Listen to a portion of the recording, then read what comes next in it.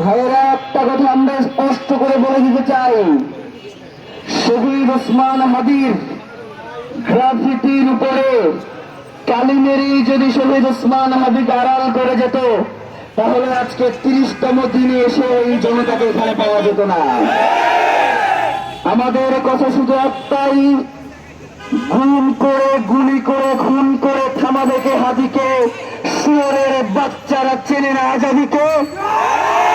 প্রিয় ভাইয়েরা, আজকে 30তম দিন, এখন পর্যন্ত সরকারের পক্ষ থেকে এমন কোন সুস্পষ্ট আশ্বাস তারা দিতে সক্ষম হয় নাই, যার কারণে এই জুলাইয়ের জনতা আশ্বস্ত মনে ঘরে ফিরে যেতে পারে। প্রিয় ভাইয়েরা, ইতিপূর্বেই আপনারা দেখেছেন যে বর্তমান যে ইলেকশন কমিশনার, তিনি বলেছেন যে হাদি হত্যা একটা বিচ্ছিন্ন ঘটনা। আমরা রাজনৈতিক দলগুলোর কাছে জানতে চাই, হাদি ঢাকা 8-এর গুরুত্বপূর্ণ একজন আসনের প্রার্থী ছিলেন। সেই সাথে জুলাই পরবর্তী আন্দোলনে জুলাইকে যারা ধারণ করেছেন তাদের মধ্যে হাদি ছিলেন অন্যতম।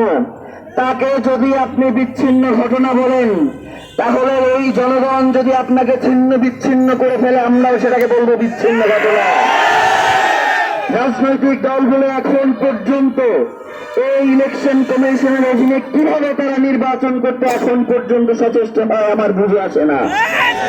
তারা কি এখন পর্যন্ত বলেছে এই অথর্ব ইলেকশন কমিশনার কি সুষ্ঠু নির্বাচন করবে, সেই নির্বাচন যে সুষ্ঠু হবে সেই ব্যাপারে কি তারা এখন পর্যন্ত কোন ধরনের পদক্ষেপ তাদের পক্ষ থেকে জানিয়েছে? তারা কি বলেছে যে এই ইলেকশন কমিশনারকে আমরা মানি না?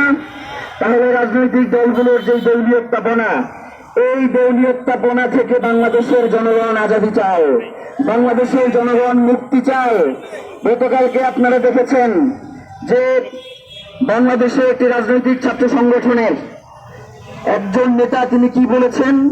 তিনি বলেছেন যে হাদির 5ই আগস্টের পূর্বে তার অবদান কি? হাদিরা কোনোদিন ফুটেজের রাজনীতি করে না, হাদিরা কোনোদিন ফুটেজের রাজনীতি পছন্দ করেন না। এরপরে অসংখ্য ভিডিও আপনারা দেখেছেন, গতকালকে সোশ্যাল মিডিয়াতে ছড়িয়েছে যে প্রত্যেকটা ভিডিও 5ই আগস্টের। হাদি কোনোদিন চিন্তা করে নাই যে তাকে ভিডিও দিয়ে প্রমাণ করতে হবে তার আজাদির এই লড়াইতে। হাদি একটা কথাই বলেছেন, জান দেবে জুলাই দেব না। তিনি জান দিয়ে প্রমাণ করে গিয়েছেন, তিনি জুলাইকে কিন্তু কোনো কিছুর কাছে বিক্রি করেন নাই। প্রিয় ভাইয়েরা, একটা কথা আমরা আপনাদেরকে বলে যাই, এই কথা যে শুধুমাত্র আমাদের একার কথা, ব্যাপারটা এমন নয়। ওসমান হাদি যেই লড়াই শুরু করেছিলেন সেটা কি শুধুমাত্র তার একার লড়াই? এটা তো বাংলাদেশের স্বাধীনতা সার্বভৌমত্বের লড়াই, এটা ইনসাফের লড়াই, এটা এই প্রজন্মের লড়াই, এটা ইসলামের লড়াই, এটা ইনসাফের লড়াই, এটা ইনকিলাবের লড়াই। এটাকে কোনোভাবেই দল মত এবং গোষ্ঠীর মধ্যে আবদ্ধ করা যাবে না। আমরা এই সরকারকে স্পষ্ট করে বলতে চাই, আপনি যে চার্জশিট দাখিল করেছেন সেই চার্জশিট এখন পর্যন্ত আমাদের যারা টিম রয়েছে তারা পড়াশোনা করছে এর ব্যাপারে। এর ভিতরে আমরা এখন পর্যন্ত যা দেখতে পেয়েছি, বাপ্পি নামক এক কলা গাছকে সামনে এসে মূল ঘটনাকে আপনারা আড়াল করবার চেষ্টা করছেন। এই জনগণ কি আপনারা বোকা মনে হয়? যেই জনগণ জুলাই ঘটিয়েছে সেই জুলাই জনতার দায় যেহেতু আপনারা নিচ্ছেন না, এই জুলাই জনতার কোনো দায় নাই আপনাকে ক্ষমতায় টিকিয়ে রাখা।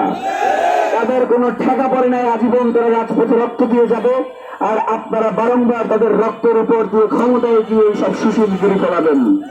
এই জনগণ, আজকে বাংলাদেশের জনগণ আপনাদেরকে একটা স্পষ্ট বার্তা দিতে চায়, সেটা হচ্ছে আগামী নির্বাচনে শহীদ ওসমান হাদির খুনিদের ব্যাপারে যারাই সচেষ্ট থাকবে, যারাই সোচ্চার হবে, ভোটের রাজনীতিতে জনগণ তাদের কি বেছে নিবে। এটাকে যদি আপনারা মনে করেন শুধু কথার কথা, তাহলে একটু অপেক্ষা করেন, একটু অপেক্ষা করেন এবং দেখেন যে এই ভারতীয় আধিপত্যবাদের বিরুদ্ধে ইনসাফের এই লড়াইয়ের যেই জনতা আপনাদেরকে ভোটের ময়দানে কি জবাব দেয় সেটার জন্য অপেক্ষা করেন। ভাইরা, আজকে মনে হয় সর্বপ্রথম আমি ইসলামী আন্দোলন বাংলা ছাত্র আন্দোলন বাংলাদেশের এই প্রোগ্রামে এসেছি। এর আগে আসলে আমার কোনো প্রোগ্রামে যাওয়ার সুযোগ হয় নাই।